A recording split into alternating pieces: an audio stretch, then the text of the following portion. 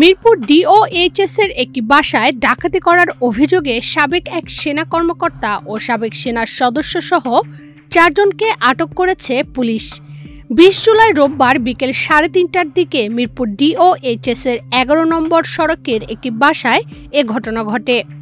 ডাকাতি হওয়া ফ্ল্যাটটির মালিক একজন অবসরপ্রাপ্ত মেজর। আমারিতে মনে করেন টেবিলে যেখানে যা পাইছে, আমার মেয়ের ফোন, আমার ছেলের ফোন, ল্যাপটপ, ট্যাবে যে ফ্লাশ করে এগুলা, তারপর আমারি খুলে স্বর্ণ, আংটি, ডায়মন্ডের সেট যা বান্ডেল থাকলে প্রতি সেনমানিতে টাকা বাঁচবে। বিকাশ সেনমানি বান্ডেল কিনে জিতুন প্রতি লেনদেনে। আমার মেয়ের গহনা, আমার গহনা যা পাইছে, যেখানে যা পাইছে, একদম পারফিউমটা পর্যন্ত, আতরটা পর্যন্ত কিচ্ছু রাখে নাই, সব নিয়ে একদম মনে করেন ১৫-২০ মিনিটের মধ্যে নেমে গেছে। এ ঘটনার পর সন্দেহভাজনদের ধাওয়া করে একটি গাড়ি জব্দ করা হয় এবং ৪ জনকে আটক করা হয়, যাদের মধ্যে লেফটেন্যান্ট ইফতেখার ও কর্পোরাল মুকুল রয়েছেন।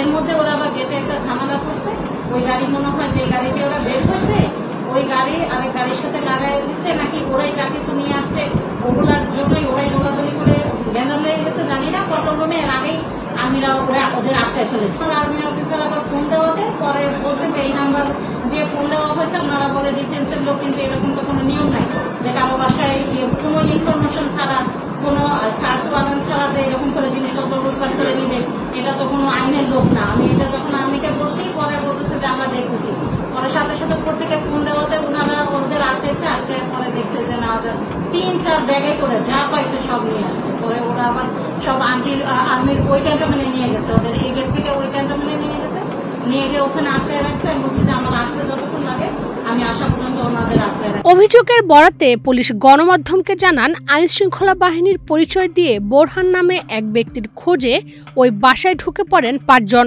পরে তারা বাসার মূল্যবান জিনিসপত্র ব্যাগে ভরে নিয়ে চলে যায়। এ সময় সোর্স হারুনুর রশিদের সন্দেহ হলে তিনি মোটরসাইকেল নিয়ে তাদের ধাওয়া করেন এবং ডাকাত ডাকাত বলে চিৎকার করতে থাকেন। পরে মিরপুর ১২ এনডিসি চেকপোস্ট থেকে গাড়িটি আটক করা হয়। আটক ব্যক্তিদের কাছ থেকে ৫টি মোবাইল ফোন, হীরা ও সোনার গহনা, ল্যাপটপ, ৩টি ঘড়ি, কিছু প্রসাধনী ও কয়েকটি ইয়াবা পাওয়ার কথা বলেছে পুলিশ। পুলিশ বলছে, কর্পোরাল মুকুল শনিবার মিরপুর ১০ নম্বরের চায়ের দোকানে সোর্স হারুনুর রশিদের সঙ্গে পরিচিত হন এবং এক ব্যক্তির কাছে অস্ত্র থাকার কথা বলে তাকে ওই বাড়িতে নিয়ে যান। ডাকাতির সময় গৃহকর্ত্রী বাসায় ছিলেন না।